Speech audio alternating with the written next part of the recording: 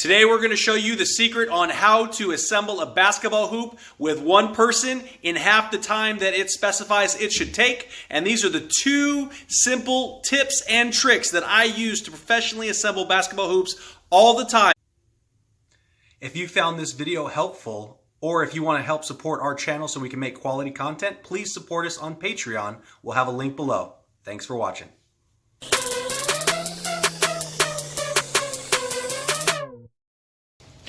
When putting together a basketball hoop, you should always use the box and the straps that come with it to go ahead and strap the box up. You can actually use that as your sawhorse because most people don't have a sawhorse.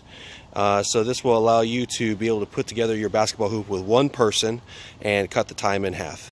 There you have it. You put your box back together with the tie straps on it, and you now have yourself a sawhorse that allows you to put together a basketball hoop by yourself.